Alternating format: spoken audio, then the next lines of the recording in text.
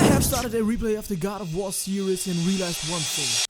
These games are absolute cinema, and if I say absolute cinema, I mean it. We have seen several great characters like Arthur Morgan, Jin Sakai or Joel Miller from The Last of Us, but none of them really compare to what Kratos is. He has seen 2 decades long of evolution to where he is now, and his character represents peak gaming like no one else. There's no protagonist in gaming that has been built up with such finesse like Kratos. He just gets better with time.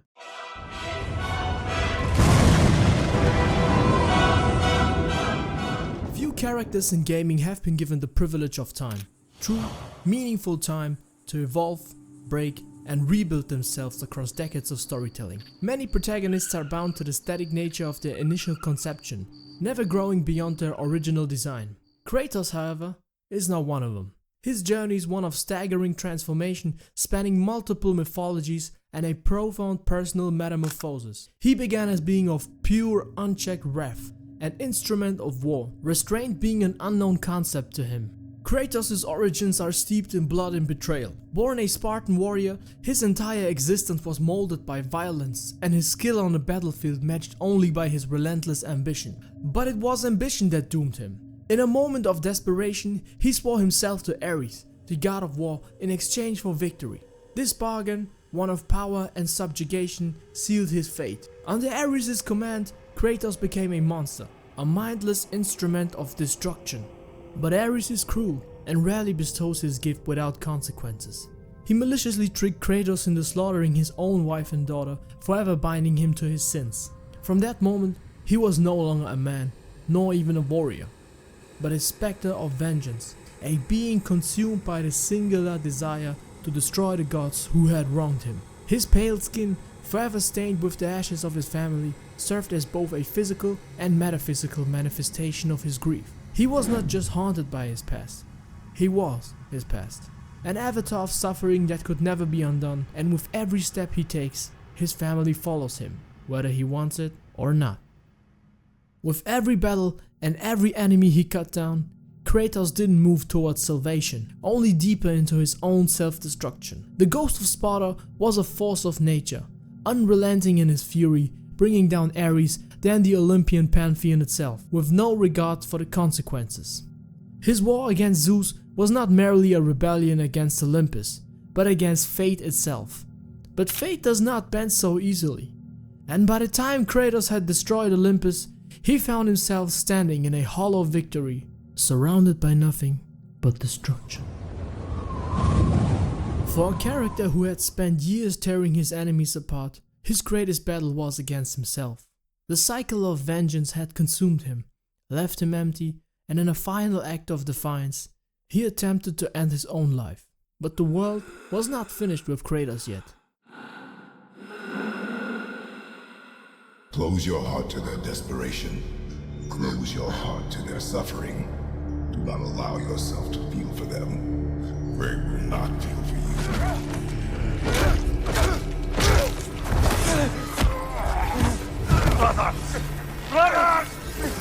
I was wrong. Open your heart. Open your heart to their suffering. Kratos' re-emergence years later was not triumphant. It was subdued. When we found him again in Midgard, he was no longer the enraged god-killer we once knew. He had buried that part of himself, hidden away in the cold wilderness of Midgard, far from the ruins of Olympus. This was a man who had learned the cost of his own rage. A man who had seen the destruction it brought and had chosen exile over indulgence. He had found love again, remarried and fathered a son named Atreus. But even in this new life, peace eluded him. This Kratos was not defined by what he did, but by what he held back. His voice, once booming with unchecked fury, was now measured. His once boundless rage was tempered by something foreign to him: control. And yet there was no mistaking in the burden he carried. He was a man at war with his own nature, a father who had feared what he might pass on to his son. His interactions with Atreus were rigid, his lessons laced with unspoken pain. He had spent so long being a destroyer that he did not know how to build. But fate once again would not allow Kratos to escape. The Aesir saw him as a threat, and conflict came to his doorstep, forcing him to take up arms once more. But this was not the same Kratos. He did not seek battle for his own sake. He fought because he had no choice. He fought not for vengeance, but for protection. His battles were no longer an expression of his rage, but a necessity born of love.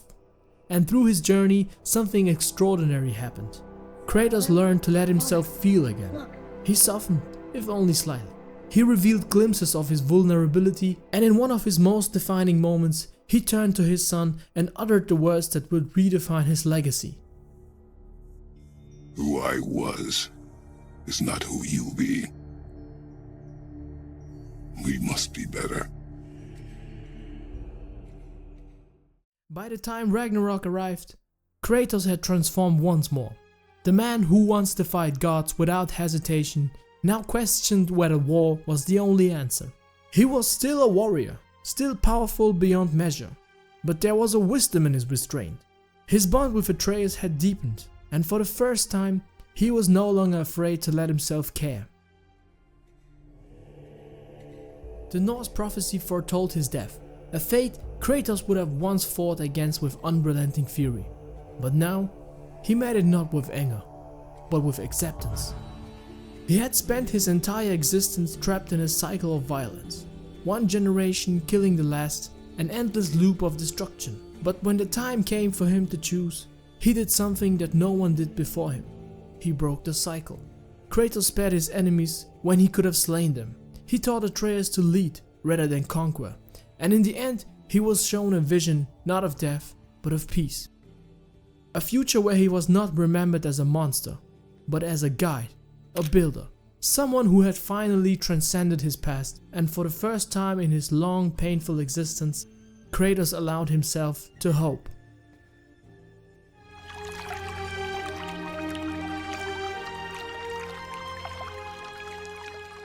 Set after the events of Ragnarök, the Valhalla expansion delves into Kratos' internal struggle as he attempts to reconcile his violent past with his present pursuit of redemption. Despite the peace he has found alongside Atreus and his allies, there remains an unresolved battle within him.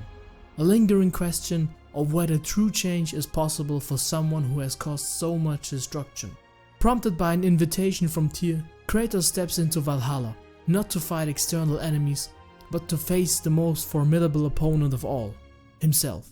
The trials he endures are not just tests of his strength, but of character, forcing him to confront the echoes of his past and the weight of his legacy. This imagery is deeply symbolic. The throne represents power, dominance, and the absolute control his younger self once sought through violence. It is the throne he took from Ares. It is a stark reminder of the path he once walked, a path where vengeance and unchecked fury dictated his every action. The throne is not a place of peace or wisdom. It is a seat of conquest. The kind of power Kratos once believed was the only way to shape his destiny. Kratos stands before this version of himself, no longer the reckless warrior consumed by rage, but a man burdened by the consequences of his past. His younger self does not simply taunt him, it challenges his newfound restraint, questioning whether he has truly changed or if he is merely suppressing what he has always been. The encounter forces Kratos to confront the darkest truth. A part of him will always remain the ghost of Sparta. But the question is, does he let that part define him?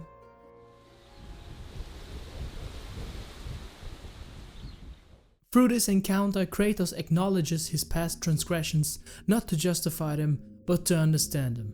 He cannot undo the blood he has spilled, nor can he erase the suffering he has caused. But he can choose to be different. This realization is crucial, as it solidifies his transformation from a god of war to something more, a man who seeks purpose beyond violence.